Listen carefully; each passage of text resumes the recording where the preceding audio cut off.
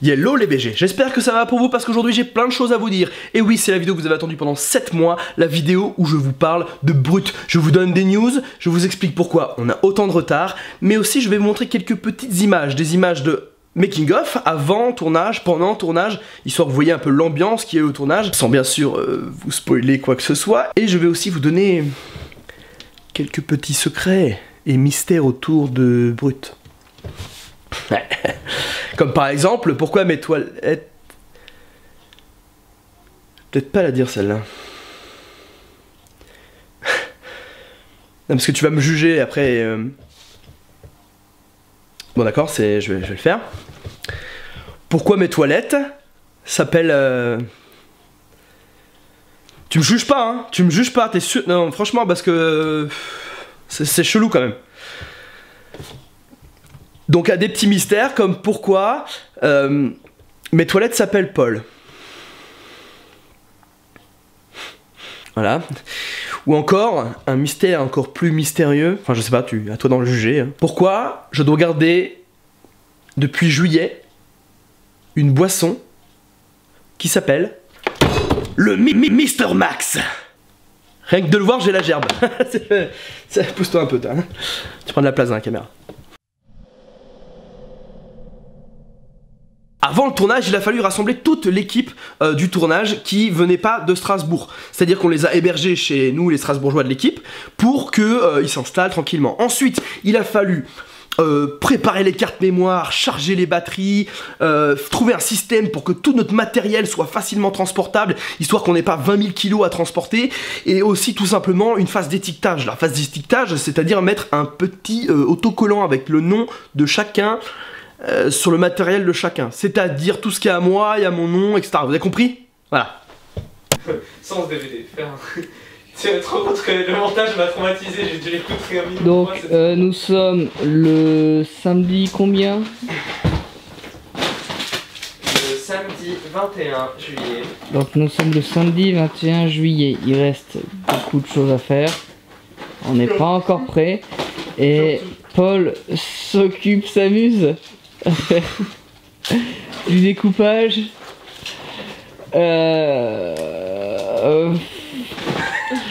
Qu'est-ce que tu veux que je dise de plus? C'est quoi, je crois que je vais le faire moi-même le mec. Alors, où on en est là dans cette histoire? On en est à beaucoup de choses à tourner. On est au début de 15 jours de tournage. Du coup, on a presque tout fini de préparer. Demain, on tourne ici, dans cette pièce. Et après, on va tourner la nuit pendant une semaine. Et après, le manoir, et après, blablabla. En parlant de manoir, cet homme si présent, si soyeux, Bonjour. a l'intention de garder le manoir la nuit, en y dormant, en y passant la nuit. C'est moi qui serai le gardien des lieux. Avec moi, et j'ai pris ma putain de lampe torche. Ah putain, on va se raconter. 5 jours dans un lieu où il n'y a ni eau courante, ni électricité, ni légalité, parce que voilà. Techniquement, ouais. Genre en fait, on n'est pas en France. Genre c'est comme un aéroport, ça devient une zone de... C'est dans l'ex-URSS.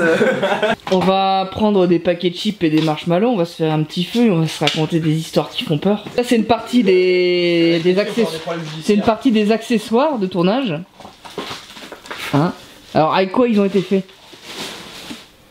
Ils ont été faits avec des balles de ping-pong, de la peinture de modélisme, du papier journal pour faire du papier mâché, et on n'a pas fini, mais il reste de la gelée à mettre pour que ça soit bien brillant, bien vitreux, et qu'on y croit.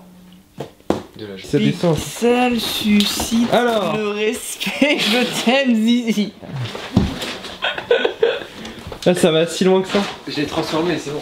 Non mais notre relation va Comme déjà vous pouvez beaucoup trop loin. constater sur les images, il y a toujours un cas qui bosse. Alors, Ouais, donc on va te regarder bosser et on va te filmer en train de ça bosser. marche. Donc en fait, toi du coup, ton boulot sur ce tournage c'est de ranger des boîtes dans des sacs. Des boîtes dans des boîtes dans des sacs, ouais, c'est ça. Ah, c'est sympa. Voilà l'ambiance avant tournage, donc vous avez vu la phase d'étiquetage où vous comprenez beaucoup mieux maintenant ce que Paul a fait de ses étiquettes en trop. Voilà, vous êtes déçus? Maintenant quelques petites images du tournage en musique pour vous.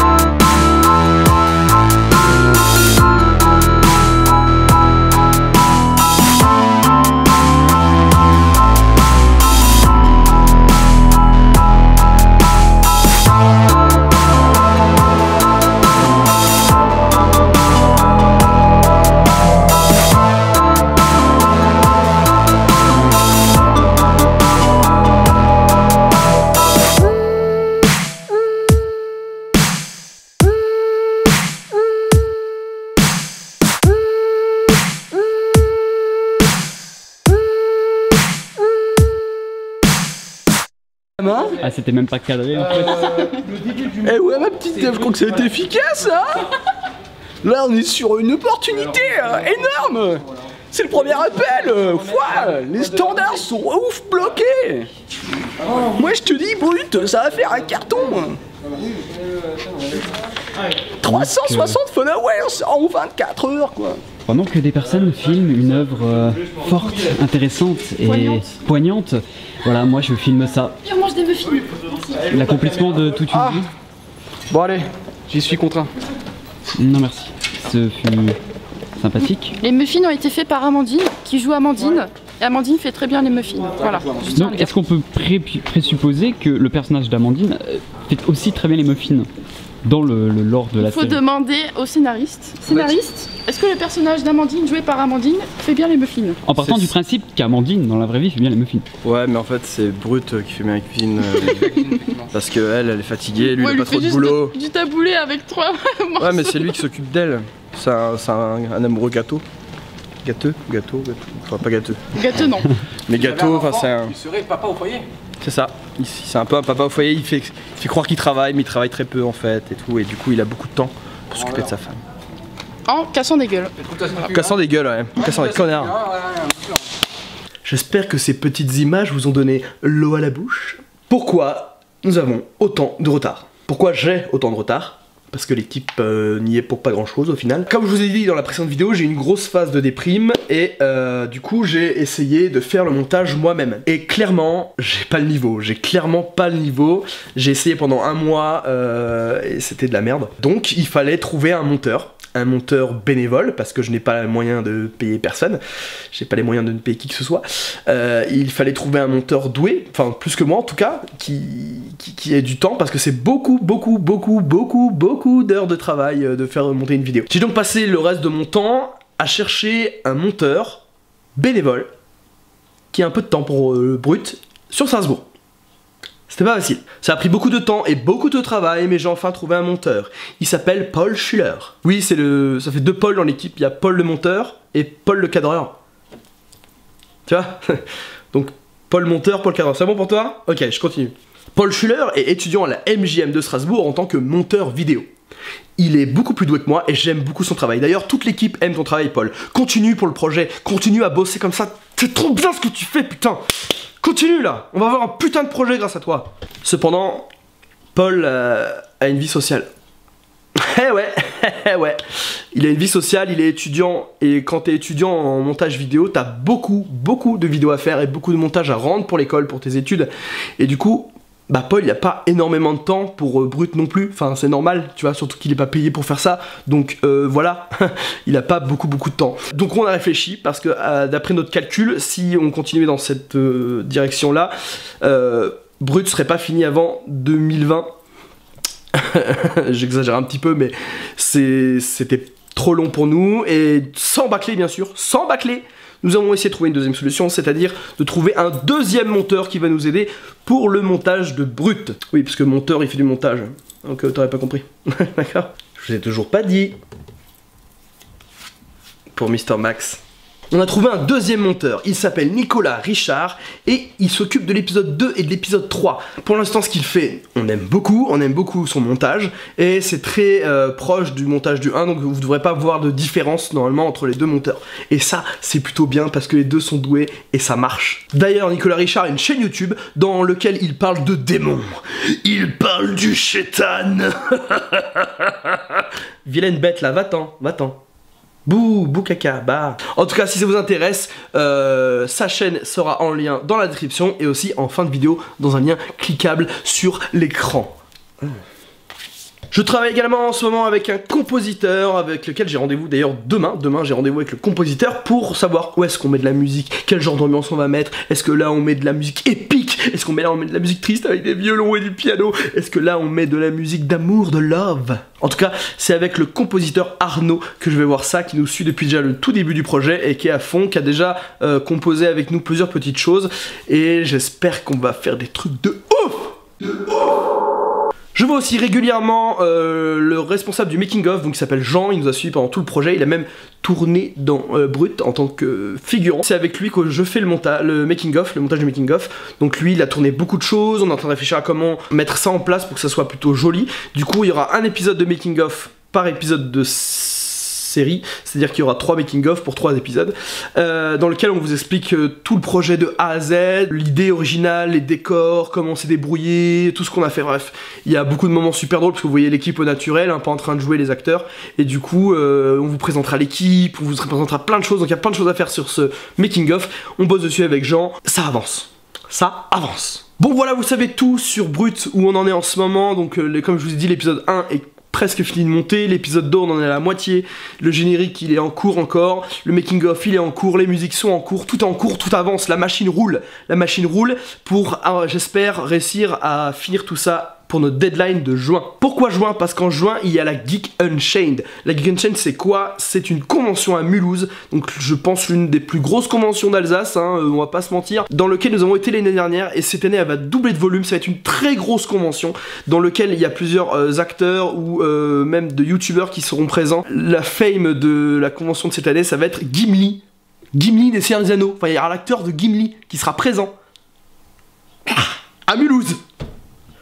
No way bro. Voilà, donc j'espère que vous serez présents à cette convention pour venir nous voir, et on essaiera du coup de soit le projeter à la convention, soit de le projeter sur YouTube avant la convention pour qu'on en parle en convention, qu'on se rencontre et qu'on propose notre web série, qu'on la diffuse au maximum, qu'on vous en parle, et du coup il y aura un maximum de gens de l'équipe qui seront à la convention, donc j'espère que vous serez présents. Si vous voulez plus d'infos, je vous mets le lien de la Geek Unchained en description. Il y a plein de choses dans cette convention, il y a une chasse au trésor, il y a des youtubeurs, il y a vraiment plein de choses, donc n'hésitez pas à faire un petit tour à Mulhouse à la Geek Unchained en juin. Je ne sais plus lesquelles dates exactes, mais voilà, tout sera dans la description. Je vous ai tout dit. En tout cas, si vous voulez savoir plus de choses sur comment avance le projet, étape par étape, chaque jour, ce qu'on fait, etc. En fait, je vais le tweeter et l'instagrammer, donc les liens de mes réseaux sociaux sont en description ou sur l'écran à ce moment-là. Dites-moi en commentaire si vous voulez que j'en mette plus, quoi, que chaque chose que je fais, dès que j'ai un rendez-vous, un petit tweet, un petit Insta, comme ça vous voyez à quel point ça avance, et comme ça vous êtes moins patient, parce que tout le monde veut voir Brut. C'est normal, c'est de la bombe Brut, ok? Brut, c'est trop bien. Voilà, c'est fini.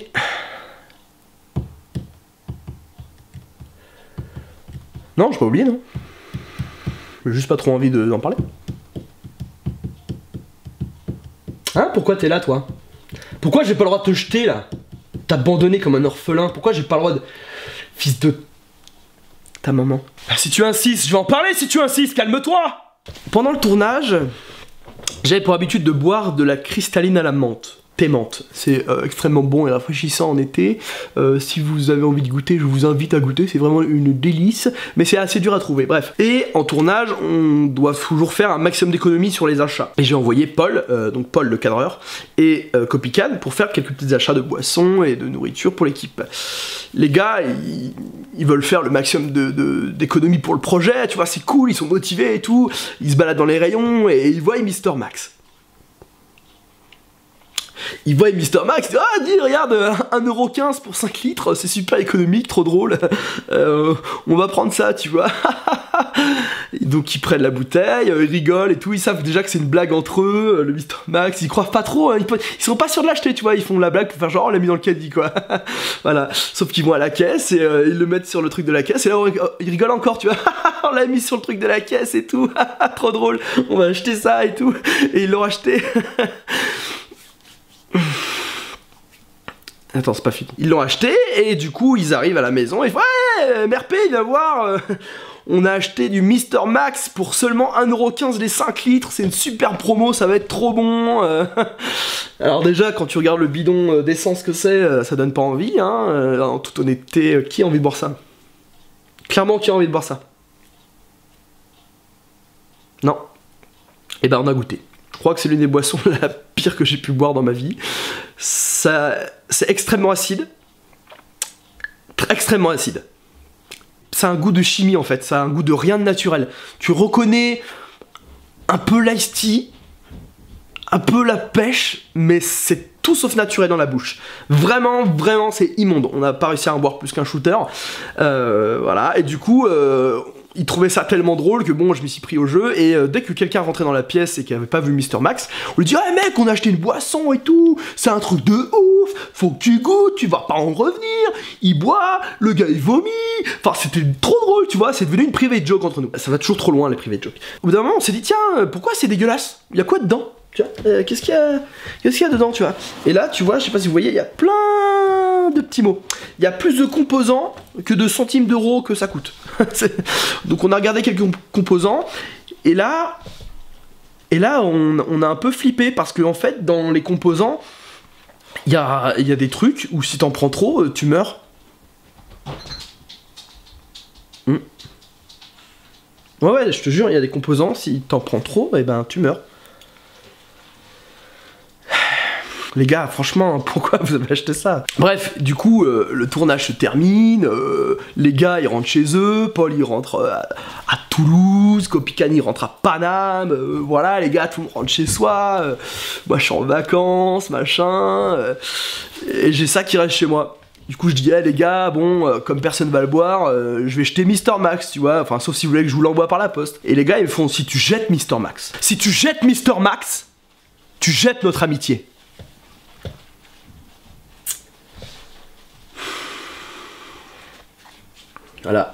Voilà pourquoi j'ai Mr Max avec moi. Et que je vais devoir garder cette merde toute ma vie. Rien que dans... Et il est là depuis juillet, le truc. Il a été ouvert et il est là depuis juillet. Aujourd'hui, il est plus qu'imbuvable. Ça se trouve, c'est comme du vin. Plus on attend, plus il sera bon. La vidéo est terminée. J'espère que vous ne nous en voulez pas pour tout ce retard à propos de Brut, mais on ne veut pas bâcler le projet, on est tellement à fond dans le projet, et on veut pas bâcler tout et gâcher toute l'énergie qu'a donné l'équipe dans ce projet. D'ailleurs, merci encore une fois à toute l'équipe qui bosse autour de Brut pour m'avoir fait vivre cette expérience incroyable. Voilà, merci à vous. Et n'hésitez pas à me dire ce que vous en pensez de tout ça en commentaire. On se retrouve pour une prochaine vidéo qui parlera de Londres. C'était MRP pour vous servir. Ciao les BG. Ladies and gentlemen, la vidéo est maintenant terminée. Nous vous invitons à mettre un petit pouce bleu, un commentaire et surtout à partager à vos amis les plus proches. Pour ne rien louper, nous vous invitons à vous abonner et surtout à cliquer sur la petite cloche qui vous donnera une notification à chaque nouveauté sur la chaîne. Pour soutenir encore plus la chaîne, nous vous invitons à cliquer sur le bouton Utip. Le bouton Utip vous permet de regarder une petite vidéo, une petite publicité qui nous donnera un petit peu d'argent, qui nous permettra de faire un petit peu mieux nos projets. Merci pour le visionnage, à bientôt.